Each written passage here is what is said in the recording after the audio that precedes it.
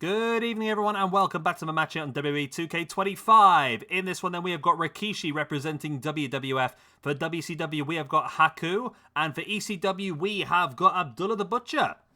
Let's crack into the action. Now, as I mentioned earlier on today, WWF are now out of the competition. There's no way they can win. There are 3 matches remaining. ECW and WCW are joint top on 16 points, and WWF are bringing up the rear with only 12. So with 3 matches remaining, obviously, that means WWF are now officially out of it. And they can't even finish second, can they? No. So it is what it is now. It's all between WCW and ECW. Rikishi then, in this match, is just solely fighting for himself. He's on -3 at the moment after 10 matches. He's -1 for the year. Of course, we saw him last week as part of the tag team. Was it the Islanders he's in? I'm not sure which one he is, to be honest. No, it was a while. Yeah, no, Head Shrinkers alongside Samu. That's what he's in. Okay. But this is his opportunity to showcase what he can do solo. But it's going to be a tricky match against the 2 guys who are not only fighting for themselves, but fighting for their company as well. First of all, we have got Haku, or as he was known in WCW, Meng. He is currently on -1 after 12 matches. He has also had 1 match already as part of this competition. And of course, he was part of the other tag team, the Islanders. So he's the Islanders alongside Tama. And -1 after 12 matches. Haku is a lethal man, isn't he, Haku? I remember reading about how he is one of the guys that backstage you did not want to get on the wrong side of.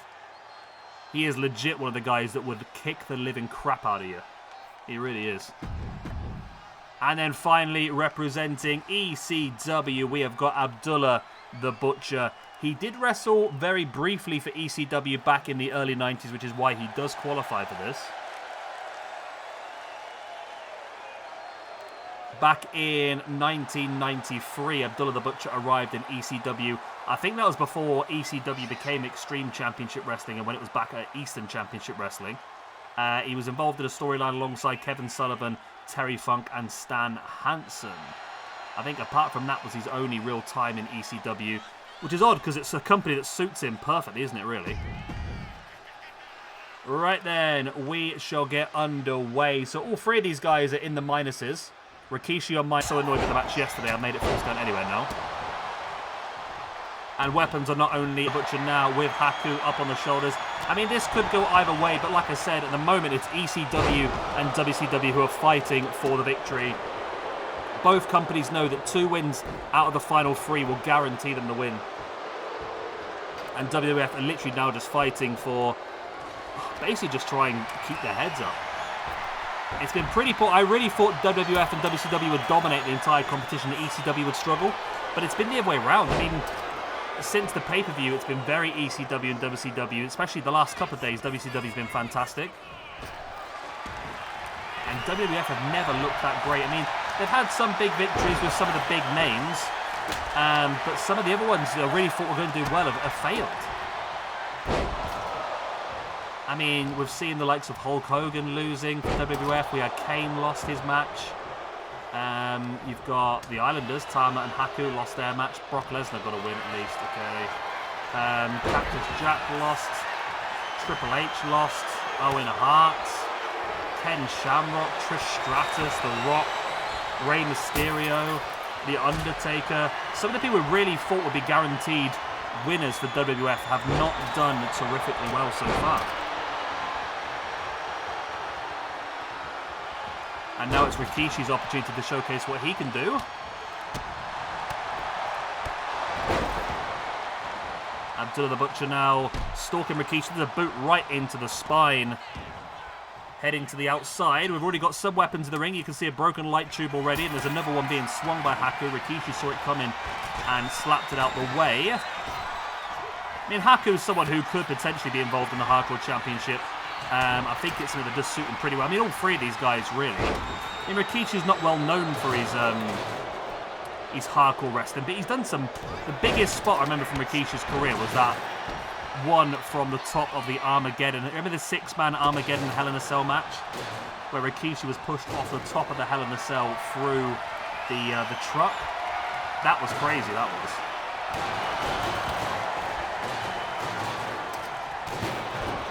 Rikishi now clothesline into the back. Who is it Rikishi was going off at recently? I'm sure there was somebody, wasn't there? Because I'm just thinking we were going to do a pay-per-view at some point of like people who genuinely hate each other in real life. I don't know who it was. Was it like Zilla Fatu maybe? He was talking about Rikishi never helped him, or maybe Jacob. I don't even know. I'm sure someone wrote me a note at some point about it, and I completely forgot about it. But that's what we could definitely use in that. I'm sure there'd be quite a few people that are not the biggest fans of Abdullah the Butcher. There was a big old scandal of Abdullah the Butcher, wasn't there? Where I don't want to get too much into it because I might be completely wrong with it. But didn't he have hepatitis and didn't tell anyone? And obviously he was having matches where everyone was bleeding quite significantly, and obviously it became a bit of a problem. The uppercut there by Abdullah the Butcher. More strikes. Big drop kick taking down Rikishi by the knee. And like I said, all three of these guys could really do with this victory.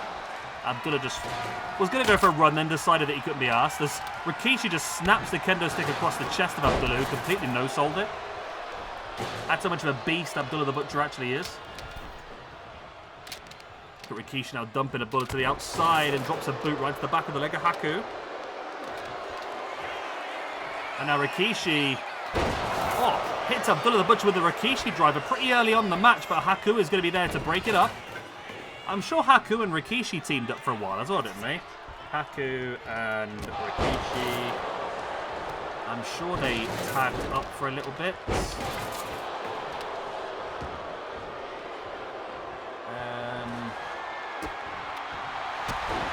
thought they did. They're not related, they're not part of the same family. I don't believe that Haku is involved in the Anawai family. He is more from Tonga. So Haku is the father of Tama Tonga and Tangaloa, and Tola Tonga, otherwise known as Hikuleo. So although obviously they're part of the bloodline, they're not actually related, I don't believe, in terms of that. Solo Sikoa obviously is part of the Anawai family, but Tama Tonga, Tangaloa and Tola Tonga are not. There's the pin by Rikishi once again on Abdullah the Butcher. Haku was able to break it forward. I did not know that Haku was trained by Giant Baba. And Haku is billed from Tonga. So as I said, we are going to be bringing in at some point in the future. No time soon, because obviously we've got too much stuff scheduled already. We are going to be bringing in the Latin American Championship, as well as the Oceanic Championship. The Oceanic Championship will be the similar style. It'll be a geographical championship for that area of the world. So Australia and New Zealand. It also covers the likes of Samoa and Tonga as well.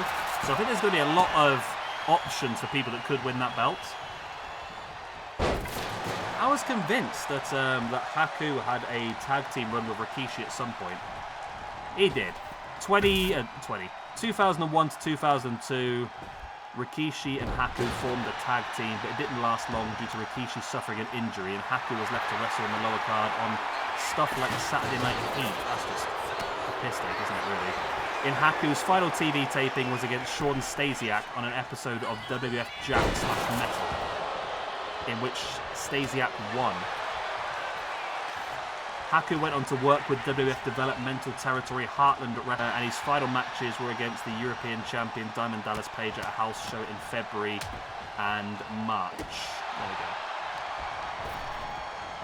And then he sort of stayed retired for a while before going on to join New Japan in 2016 to 2018. Of course, as part of Bullet Club because his sons were part of that.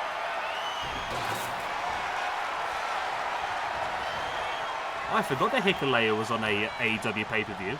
Hikuleo was on Fight for the Fallen back in 2021. And Haku was there as the manager against Lance Archer. And Haku, okay, I didn't realise Haku returned to WWF this year in WrestleMania. Well, he was basically on the screen to congratulate Jacob Fatu winning the United States Championship. Okay. Abdullah The Butcher, look at that splash in the corner. Haku glitched into the trash can.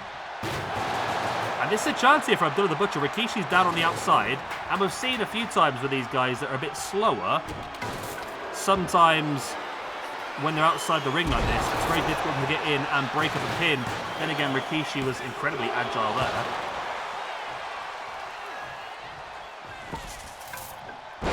Haku now kicking away Abdullah The Butcher, and there's the baseball bat with a barbed wire wrapped around against the head of Haku. And then Abdullah, Rikishi drops into the pin.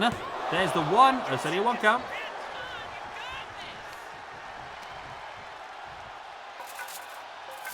Rikishi now dragging Abdullah away from the ropes, but both Abdullah, Rikishi, as well as Haku are all up on their feet now as Haku takes down Rikishi.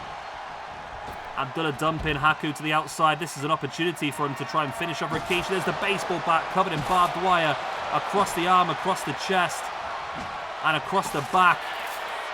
But oh my god, Rikishi gets Abdullah up on the shoulders, in with the Rikishi driver. Haku's down the outside. This could be the opportunity for Rikishi. There's the pin. I don't think Haku's going to get there in time. 1, 2. No, it's only a 2 count. Wow. Rikishi now taking Haku up with his scoop slam. Off the ropes, in with a leg drop. Abdullah The Butcher's back up now. And there's the headlock, driving the fist into the face of Rikishi. Abdullah brings Haku up. There's a knee strike into the face. Flops on for the pin. And there's the 1, 2. Oh, it's kicked out by Haku. Rikishi now Abdullah The Butcher on the shoulder. Was looking potentially for a Rikishi driver. Abdullah's reversed it into a power slam. Haku enters the ring with the steel chair. Abdullah slaps it out of his hand. And this thing could be going very different next week. Of course, this entire week has been like Attitude Era wrestlers and that sort of thing. It's been quite fun. But next week we're going into NXT versus TNA, so a lot of up-and-comers and new people as well. That'd be interesting. Rikishi now. Oh, had Abdullah on the shoulders. Abdullah reverses it. Getting Rikishi up. In with a power slam.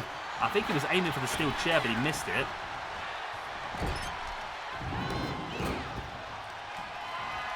And look at Haku now. Oh, he was trying to scoop slam Abdullah so he could go for something off the middle rope, but Abdullah is just too heavy. And there is the baseball bat across the chest. Rikishi now in with the bulldog, taking down Abdullah. And now wrenching back at the neck. Haku now taking Rikishi, who's gotten throttled by the throat. Rikishi fought back. And there's the bulldog now by Abdullah The Butcher. As we see Haku now choking away Abdullah. This could be enough. Rikishi's flat out here. Oh no, Rikishi's getting back up. Okay, I'll take it all back.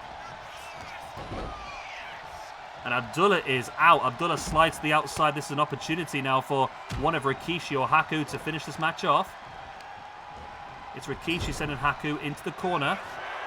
Is he going to go bonsai? I think he might do, but it's going to be too slow. It's going to be far too slow, isn't it? Surely.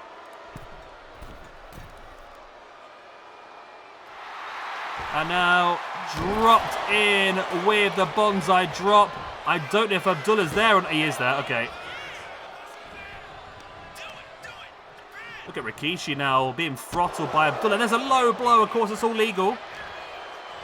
This Extreme Rules match is all legal, those low blows. It's not pretty, but it's allowed. A bit like me.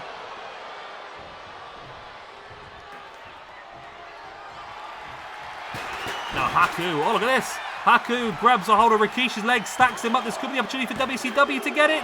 Oh, it's only a 2. Rikishi flips it back through into a pin of his own. Again, it's only a 2. And Abdullah's there to break it up before there's another opportunity. Haku sending Abdullah off the ropes. Rikishi now taking Haku up on the shoulders. Oh, that slam. He was dropped him flat on his head. That was not pretty at all, was it?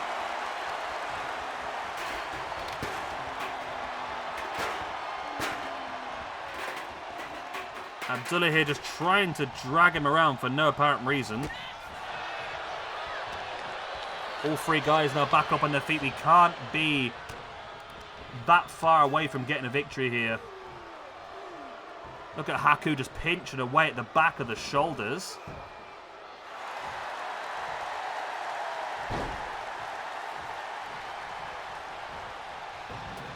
And now Haku splashes into the corner, taking down Rikishi. Abdullah, though, is bringing in the ring steps. Great, just what you need. Haku. Oh, Abdullah sending Haku over the top. Rikishi's back up. Rikishi now taking Abdullah up on the shoulders. Dropping face first across that top. Haku now grabbing the ring steps. Stiff clothesline taking down Abdullah. And now Rikishi around the back of Haku. There's the power slam. He's got both his opponents down. He's got a chance to go for the pin now. Nope. Decides against it, bringing Haku back up. Haku fighting back with a jawbreaker. Looking for the running dropkick. Catch him in the elbow instead. Abdullah now with Rikishi up on the shoulders. Drops face first across the top rope. Haku now went for the dropkick on Abdullah. Abdullah slaps it away. This is the battle between these two, really. This is the ECW versus WCW. Like I said, ECW being represented here by Abdullah the Butcher. WCW by Haku. There's the pin from the elbow drop. Rikishi is going to get there to break it up. And like I said, Rikishi is... WWF can't win, but he can still get the points for himself as he stacks up Haku, and he's done it. Wow. Rikishi making things interesting now then. Abdullah the Butcher loses this match, then moves down to a -3 after 20 matches. Haku with the loss is going to move down to a -2 after 13 matches. And it is Rikishi, who was on a -3, who is now going to get himself 3 points for this victory and move himself back up to a 0. And it's a win for WWF. Of course, they can't win. They're out of the competition. They cannot win the competition, but they can definitely cause problems for both ECW and WCW along the way. That now puts them up to 13 victories. ECW and WCW both with 16, with 2 matches remaining now. We've got the tag team match coming up next. This is going to be interesting now. Because we've got the tag team match coming up next, which is the Orient Express for WWF, the Midnight Express for WCW, and the Rock and Roll Express for ECW. Winning that does not guarantee a win for anybody. It's going to go into the pay-per-view.